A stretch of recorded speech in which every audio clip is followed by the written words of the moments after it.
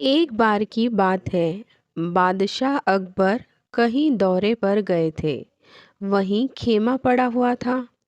सुबह का वक्त था। बादशाह बंदगी कर रहे थे, नमाज पढ़ रहे थे। एक वेश्या वहां से निकली। वह अपनी धुन में जा रही थी, तन्मय थी। उसने देखा नहीं कि बादशाह सलामत खुदा की बंदगी कर रहे हैं। ठोकर लग गई। बादशाह को गुस्सा आ गया। बंदगी कर रहे थे और शीलवान थे, इसलिए उस समय बोले नहीं, पर मन में बड़ा क्षोभ हुआ। कुछ समय बाद वह लौटी। बादशाह वहां आराम कुर्सी पर बैठे हुए थे। बादशाह ने उसको पहचान लिया। उसी मार्ग से दूर से निकल रही थी तो उसे पास बुलाया, पूछा, कौन हो तुम? बेचारी कांप गई, डर के मारे बोली, मैं तो एक बाजारू औरत हूँ। बादशाह बोले, तुम्हारी इतनी हिम्मत कि मैं उस समय बंदगी कर रहा था, खुदा की नमाज पढ़ रहा था, तूने ठोकर मार दी। जानती हो मैं कौन हूँ? वह बोली, हुजूर जानती हूँ। आप जहाँ पना बादशाह हैं, पहचानती हूँ। बादशाह बोले, जानती हो इसकी सज़ा क्या होगी? बोली, हाँ जानती हूँ, आप मुझे मार सकते हैं। वे बोले, फिर तुम तैयार हो? बोली, हाँ तैयार हूँ, पर जब मरना ही है तो एक बात पूछना चाहती हूँ। बादशाह अकबर बोले, पूछो। वह बोली, आप खुदा की बंदगी कर रहे थे? बोले, हाँ कर तो रहा था। तो खुदा की बंदगी में आपको मेरे जाने का ख्याल रहा? पर मैं एक नाचीज नापाक आदमी की बंदगी करने जा रही थी और मैं खुद नापाक हूँ। उस वक्त मैं अपने आप को भूल गई और मैंने बादशाह सलामत को ठोकर मार दी। मैं अपनी धुन में मस्त थी। जब मैं अपनी धुन में अपने काम को भूल गई और आप खुदा की बंदगी कर रहे थे तथा मेरी ओर देख रहे थे। बादशाह का सर नीचा हो गया। बोले, भाई ठीक, खुदा की बंदगी में यह कसर थी। एक ऐसी ही बड़ी सुंदर कहानी एक महात्मा ने मुझे सुनाई थी। एक मौलवी साहब थे। वे दिन में 12 बार नमाज पढ़ते थे और करीब 40 साल नमाज पढ़ते हो गए। उन्होंने एक दिन खुदा से कहा, अपने गुरु के मार्फत, कि खुदा हमारी बंदगी को जानते तो हैं? आवाज़ आई, नहीं, हम तुम्हारी बंदगी से खुश नहीं हैं।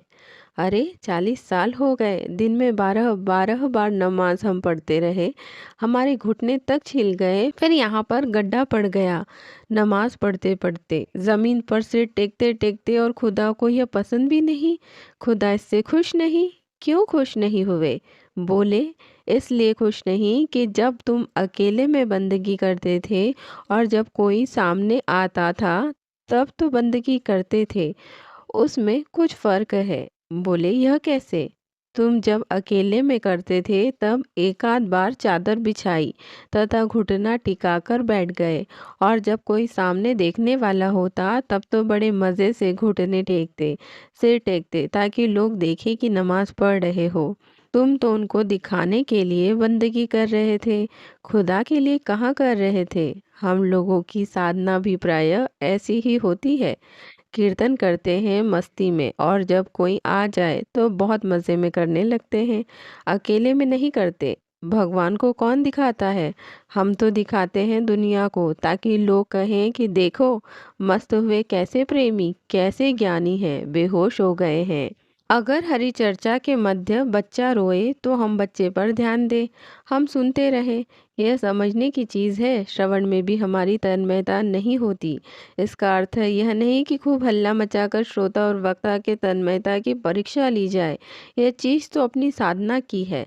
जब हम किसी साधना में लग रहे हैं, उस समय अगर बाहर की चीज़ पर हमारा चित्त जाता है तो हमारा चित्त ठीक ठीक उसमें लगा नहीं है, और चित्त जब नहीं लगा तब तक वह वस्तु प्राप्त नहीं होती। साधना में चित्त की संलग्नता बड़ी आवश्यक होती है।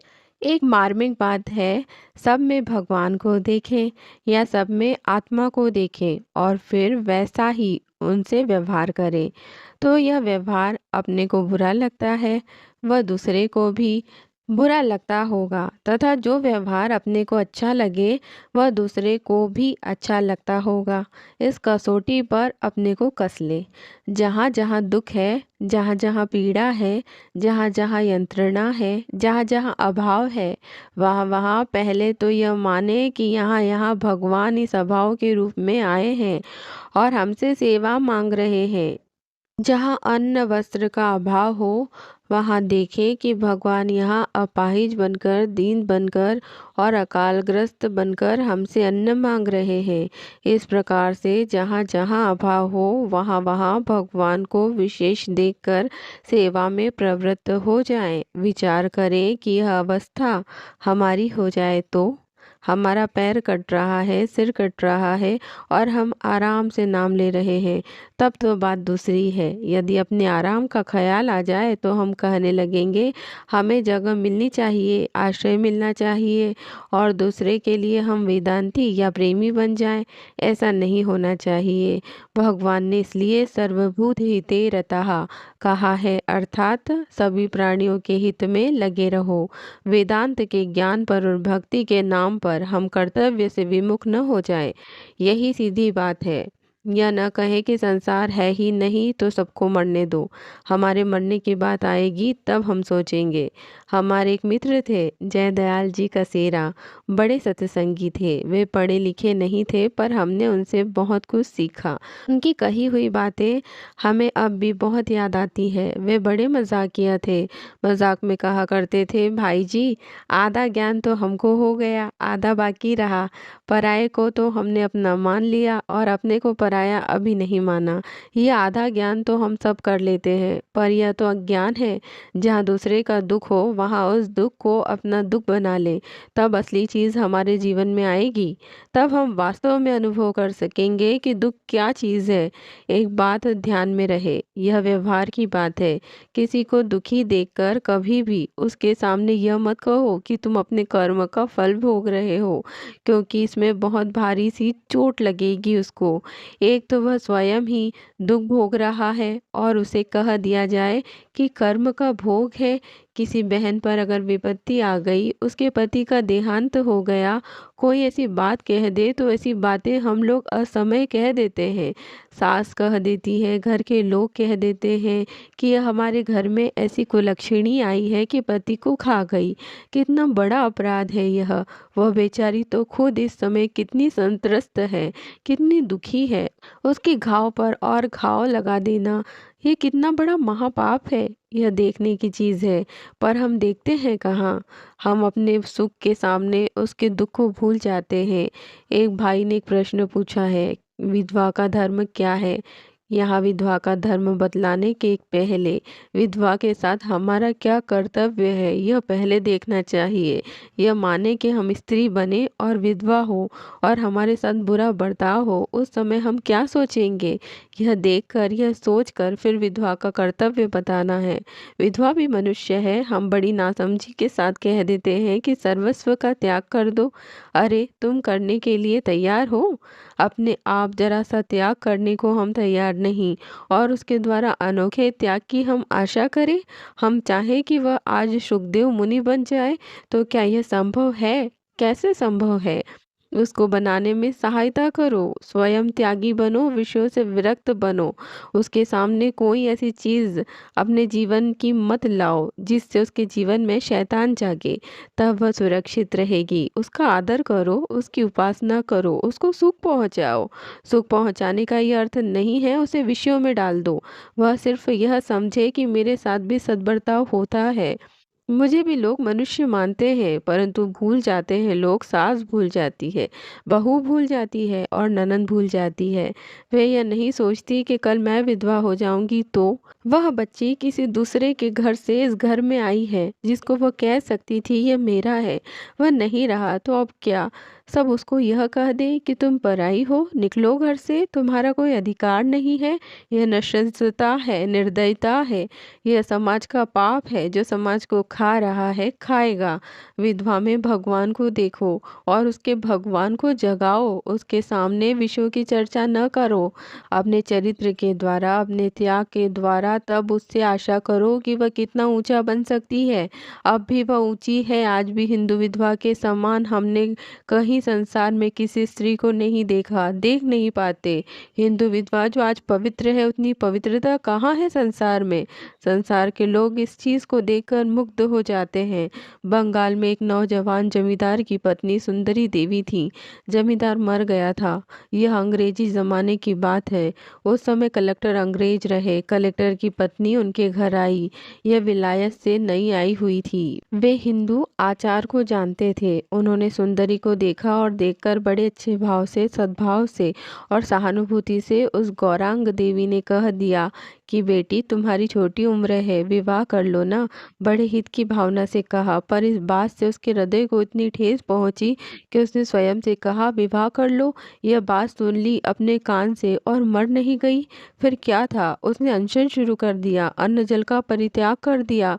यह सच्ची घटना है, काल्पनिक बात नहीं है। अनशन के पश्चात बात फैली, कलेक्टर तक बात पहुंच गई। कलेक्टर ने अपनी स्त्री से पूछा कि क्या हुआ।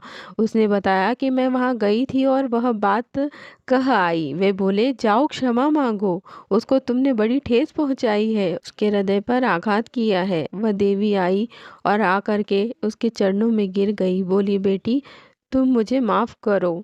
तुम कितनी ऊंची हो यह मैं नहीं जानती थी। तेरे स्वरूप को मैंने पहचाना नहीं। आज भी हिंदू देवी जितनी ऊंची है, उतना ऊंचा कोई नहीं। जगत के इतिहास में कोई ऐसा प्रसंग नहीं मिलता जो मरने के बाद भी साथ जाना चाहती है, परलोक में साथ रहना चाहती है। इसका अर्थ यह नहीं कि जो पतियों के भी पति परमात्मा है उन्हें भूल जाएं। पति में परमात्मा को देखने का भाव क्या है? परमात्मा को प्राप्त करना ही जीवन का उद्देश्य है। पुरुष हो या स्त्री हो, स्त्री को परमात्मा की प्राप्ति का अधिकार नहीं, यह नहीं मानना चाहिए। यह बिल्कुल गलत बात है। स्त्री भी अधिकारिणी और पुरुष भी अधिकारिणी, उनके रास्ते अलग अलग हैं। वहाँ न स्त्री है न पुरुष, वहाँ तो स्त्री पुरुष दोनों से अतिरिक्त वह लिंग है। उसके लिए कोई बात नहीं। उस भगवान की सेवा करने के लिए सब तैयार रहे। कोई पति के द्वारा सेवा करे, कोई परम पति की सीधी सेवा करे, जैसे मीरा ने की। मीरा ने विवाह करके भी विवाह नहीं किया। उनका विवाह हो गया था रणछोड़ जी से, भगवान श्री कृष्ण से। और फिर जब तक उसके स्वामी जीवित रहे उनकी सेवा की। उसके बाद उसने रणछोड़ जी को पति मान लिया। पर उसके पति मानने का अर्थ थोड़े ही है कि उसका शरीर कहीं भ्रष्ट हुआ। वह तो परम पति जो सबके पति हैं, जो सबके स्वामी हैं, जो पतियों के पति हैं, जो पतियों के स्वामियों की आत्मा हैं, उन परमात्मा जगदाधार, जगतपति, विश्वात्मा, विश्वपति और सर्वलोक महेश्वर को उसने अपना पति माना और कहा, ऐसे बर को क्या बरूं, जो जन्मे और मर जाए। बरबरिए एक सावरोरी, मेरो चूड़ लो अमर हो जाए। कितनी पवित्र बात है। इस तरह दूसरे के दुख में हम जब तक दुखी नहीं होते, जब तक दूसरे के दुख को अपना सुख मानते हैं, तब तक हम मनुष्य कहलाने के अधिकारी नहीं। साधक कहाँ से होंगे, देवता कहाँ से होंगे, गुण कहाँ से आएगा।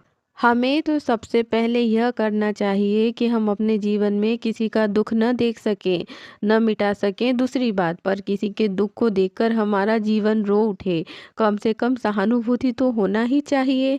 आज हमारा एक मित्र है, वह कल मर गया है और हम उसके बाल बच्चों को भूल जाएं। इतने स्वार्थी हम हो जाएं कि आज हम उसे प्यार करते हैं जो हमारे घर का था, उसके बच्चों से हमारा कोई वास्ता नहीं। यह नृशंसता है। तीसरी चीज़ यह है कि हम व्यवहार के नाते जब अपने लिए सुख चाहते हैं, अपना हित चाहते हैं, अपना सम्मान चाहते हैं, तो दूसरों के साथ भी वही बर्ताव करें। सब में भगवान माने, पहली बात। सब में आत्मा को देखें, यह दूसरी बात। फिर सबके सुख दुख को अपने समान ही माने, यह तीसरी बात। तो दोस्तों, सब में भगवान कैसे देखें और कैसे व्यवहार करें, ये शिक्षाप्रद उपदेश है श्रद्धेय भाई जी महाराज श्री हनुमान प्रसाद पोद्दार जी के। ध्यान से सुनिए। एक एक शब्द में आध्यात्मिकता ही नहीं, मानवता और सांसारिक समृद्धि और सुख की सफलता की कुंजी छुपी हुई है। चाहे आप ईश्वर को ना भी पाना चाहते हो, पर इंसान भी कैसे अच्छे बन सकते हैं, उसकी भी शिक्षा इस पूरी की पूरा जो भी प्रसंग है उसमें दी गई है। एक एक शब्द कई कई शिक्षाएं देता है। इसे ध्यान से सुनिए और रोज ही सुनिए कि हमारी इंसानियत जिंदा रहे। कभी कभी इस नकली दुनिया में व्यवहार करते करते हम सच में धर्म भूल जाते हैं, और ऐसी ही चीज़ें हमें धर्म याद दिलाती रहती हैं। तो इन सब चीज़ों से व्यक्ति को जुड़े रहना चाहिए। वीडियो अच्छा लगा हो तो वीडियो को लाइक करना, मेरे चैनल को सब्सक्राइब करना बिल्कुल ना भूलिएगा। भगवान जी को याद करते रहिए, नेक कर्म करते रहिए, अपने काम से काम रखिए, किसी की निंदा मत कीजिए, किसी के साथ बुरा मत कीजिए। ईश्वर आप पर हमेशा यूं ही प्रसन्न रहेंगे। आपको कोई विशेष मेहनत नहीं करनी पड़ेगी। मिलती हूँ अगले वीडियो में, तब तक आप अपना ख्याल रखिए। नमस्कार, प्रणाम।